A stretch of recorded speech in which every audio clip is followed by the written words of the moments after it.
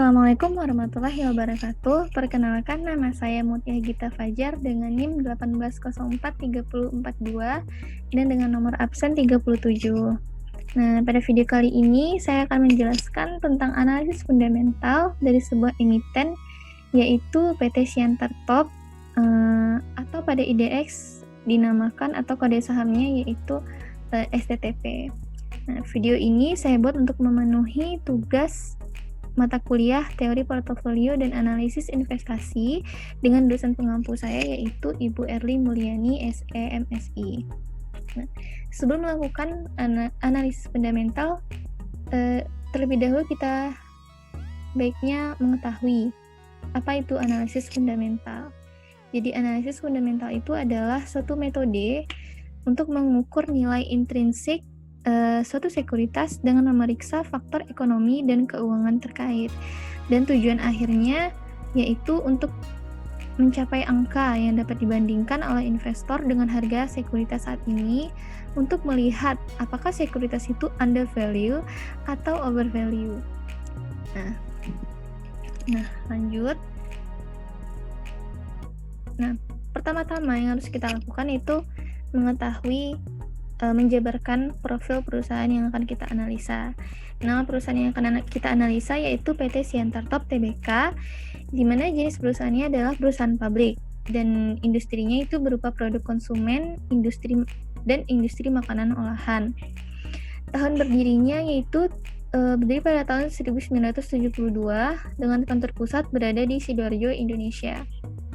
Nama pendiri dari perusahaan ini yaitu Bapak Sindo Sumidomo.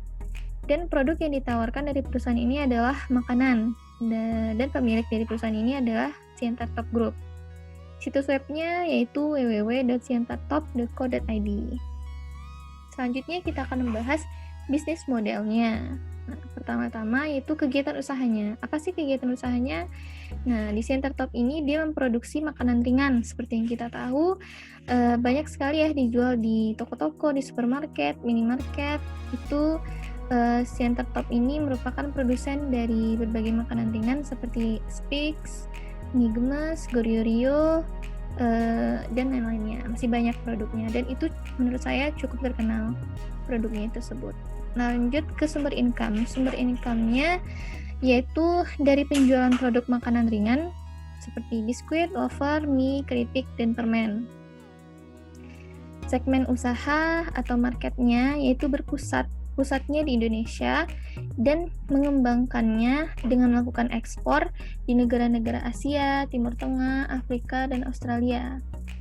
Sedangkan untuk kasus hukumnya itu berdasarkan yang sudah saya cari research di Google, itu hanya satu pada terakhirnya itu pada tahun 2012, yaitu terlibat sebagai pembeli tanah negara yang menyebabkan kerugian besar bagi Indonesia. Nah, dimana kasusnya ini adalah Siantar Top ini sebagai pembeli dari penjualan tanah, di mana tanah ini adalah milik dari BUMN, namun dijual dengan harga yang rendah gitu. Jadi sehingga dia menyebabkan kerugian bagi Indonesia. Tuh. Lanjut ke kepemilikan sahamnya. Kepemilikan saham terbesar itu dimiliki oleh PT Sindo Tiara Tunggal, di mana ini adalah perusahaan holding company dari Siantar Top itu sendiri, yaitu dengan persentase kepemilikan 56,76%. Lalu yang kedua itu masyarakat ya, dengan persentase kepemilikan sebesar 40,11%. Dan yang ketiga oleh Bapak Sindo Sumidomo itu sendiri, yaitu beliau adalah founder atau pendiri dari Siantar Top dengan persentase kepemilikan 3,10%, dan yang keempat oleh Juwita Jaya sebesar 0,03%. Nah, kita mulai analisisnya dari revenue. Nah, revenue dari Siantar Top ini dapat dilihat dalam 7 tahun terakhir, itu saya ambil dari tahun 2014 sampai 2020. Nah, 2020 ini adalah kuartal ketiga ya. Nah, ini saya setahunkan jumlahnya itu dengan saya bagi 0,75 gitu. revenue dari Siantar Top ini terus meningkat, kecuali pada tahun 2018 itu mengalami sedikit sekali penurunan, namun saya rasa itu tidak terlalu material ya. Dan bisa kita lihat dari tahun 2019 ke tahun 2020 itu mengalami peningkatan 6,5%. Tuh. Data tahun 2020 ini saya ambil dari triwulan ketiga, yaitu tanggal 31 September tahun 2020 yang saya setahunkan, yaitu dengan cara saya bagi dengan 0,75 gitu. Nah, kita lanjut ke net profit. Net profit atau laba bersih itu. Dari Siantar Top ini juga terus meningkat dari tahun 2014 sampai tahun 2020. Kecuali pada tahun 2016 itu juga terjadi penurunan yang sedikit sekali, lalu meningkat lagi di tahun 2017 dan mengalami peningkatan yang sangat tajam, peningkatan yang cukup signifikan, yaitu sebesar 24,5% dari tahun 2019 ke tahun 2020. Selanjutnya itu analisis asetnya. Begitu pula dengan asetnya juga mengalami peningkatan, kecuali pada tahun 2017 itu terjadi penurunan ya, yang saya kira ini tidak terlalu material dan bisa dilihat pada tahun terakhir yaitu 2020 mengalami peningkatan yang cukup besar yaitu 35%. Lanjut ke utang. Dari tahun 2014 sampai tahun 2020, liabilitas dari Siantar Top ini bisa dikatakan tidak konsisten karena dia naik lalu turun gitu. Memang dari tahun 2014 sampai tahun 2016 itu selalu mengalami peningkatan, namun di tahun 2017 itu turun lagi, dan 2018 naik lagi, lalu turun lagi di tahun 2019, dan yang terakhir di tahun 2020 itu mengalami peningkatan yang sangat tajam, yaitu dengan persentase 57%. Data selanjutnya yaitu modalnya mengalami peningkatan secara terus-menerus yang cukup konsisten dalam 7 tahun terakhir, dan persentase peningkatan dari tahun 2019 ke tahun 2020 itu sebesar 36%. Next, ini adalah review dari laporan keuangan Siantar Top dari tahun 2014 sampai tahun 2020 kuartal ketiga. Dari harga sahamnya di tahun 2020, harga sahamnya ini meningkat tajam, yaitu seharga 9.000, padahal tahun-tahun sebelumnya itu harga sahamnya kisaran 2.000 sampai 4.000-an saja. Nah, lanjut revenue itu sudah kita bahas tadi di slide sebelumnya, begitu juga dengan net profit, aset, liabilitas, dan ekuitasnya. Untuk cash, nah ini juga mengalami peningkatan, walaupun pada tahun 2016 ini bisa kita lihat itu mengalami penurunan yang sedikit. Lalu untuk tahun berikutnya mengalami kenaikan lagi gitu. Nah, selanjutnya kita akan membahas rasio-rasio keuangan. Pertama itu kita bahas tentang NPM-nya.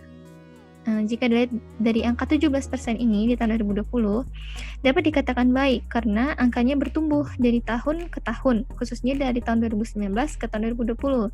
Artinya perusahaan ini mengalami keuntungan dan tidak berpengaruh pada kondisi di masa pandemi saat sekarang ini. Nah, setelah kita mengetahui NPM, kita akan mengetahui IPS-nya. IPS di tahun 2020 yaitu sebesar 536.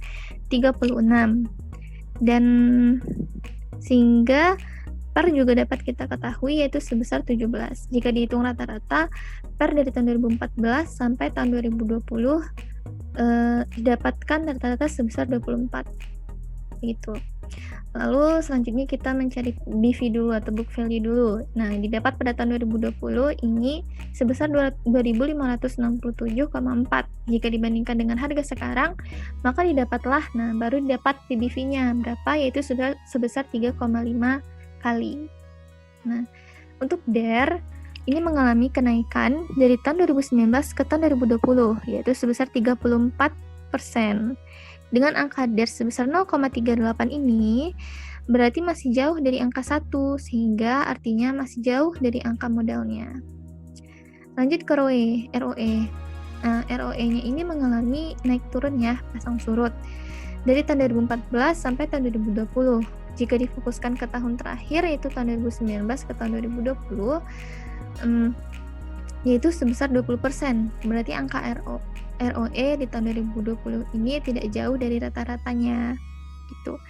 Lanjut ke ROA-nya, ada di angka 14,5% di tahun 2020, sedangkan rata-rata ROA ini dari tahun 2014 sampai tahun 2019 ini sebesar 9,65%. Itu berarti ROA di tahun 2020 ini lebih kecil dari rata-rata ROA. Selanjutnya kita akan mencari MOS atau Margin of Safety dari PT Siantar Top ini. Pertama-tama kita harus ketahui dulu harga sahamnya. Nah, seperti yang udah kita bahas tadi, itu harga sahamnya di tahun 2020, tepatnya di tanggal 14 Desember saat saya membuat video ini, yaitu sebesar 9.000, seharga 9.000. Nah, selanjutnya kita carilah intrinsic value-nya dari saham tersebut, yaitu dengan rumus BVPS atau book value per share ditambah dengan EPS atau earning per share. Nah, kita harus tahu dulu nih berapa BVPS-nya. BVPS ini didapat atau diperoleh dari total ekuitas dibagi dengan jumlah saham yang beredar. Nah, ini kita fokusnya ke 2020 ya. Nah, didapatlah hasilnya 2.567,4 dan ditambah dengan EPS-nya. EPS-nya di sini tahun 2020 sebesar 536. Dapatlah intrinsic value-nya sebesar 3.103,4. Nah, maka kita akan mendapatkan angka margin of safety sebesar minus 65,5%. Berikut ini adalah kesimpulannya. Nah, kriteria yang pertama itu produk atau jasa. Saya berikan status oke karena produknya lumayan terkenal. Dan sampai saat ini pun setahu saya belum ada kasus hukum terkait produk-produknya. Lanjut ke GCG. GCG ini adalah Good Corporate Governance. Saya berikan status oke karena saya lihat dari situs resmi dari Siantar Top ini, dia menyatakan bahwa komisarisnya akan bertanggung jawab dalam melakukan pemantauan terhadap efektivitas praktik GCG dan memberikan saran-saran perbaikan mengenai sistem dan implementasi. Nah, ketika kita melihat, mendengarkan statement tersebut, berarti sudah ada komitmen dari Siantar Top ini sendiri, jadi saya berikan status oke. Selain itu juga, jika kita lihat dari NPM-nya, NPM yang dihasilkan itu dari tahun ke tahun juga meningkat. Maka dari itu diberikanlah status oke pada GCG-nya. Lanjut ke kriteria revenue. Revenue juga diberikan status oke, karena revenue-nya terus meningkat dari tahun ke tahun, yaitu tahun 2014 sampai tahun 2020, tanpa penurunan. Lanjut ke net profit. Net profit juga diberikan status oke karena mencetak laba dan mengalami peningkatan angka dari tahun ke tahunnya, khususnya pada tahun 2019 ke tahun 2020, yaitu mengalami peningkatan yang cukup besar sebesar 24,5%. Untuk aset juga diberikan status oke karena juga mengalami peningkatan, khususnya dari tahun 2019 ke tahun 2020, juga mengalami peningkatan yang cukup besar, yaitu sebesar 35%. Liabilitas diberikan status oke karena DER, ukurnya DER ya, DER-nya pada tahun 2020 itu 0,38, yang mana masih jauh dari angka 1. Untuk BV atau book value diberikan status no karena harga saham sekarang itu dijual di atas book value-nya, seperti yang sudah dibahas di slide sebelumnya tadi. Untuk sektor juga diberikan status oke karena menurut saya produknya oke, tidak ada kasus, dan mungkin yang perlu diperhatikan oleh perusahaan ini hanyalah kedepannya peningkatan kualitas dari produknya sehingga konsumen ini lebih puas dan juga memperbanyak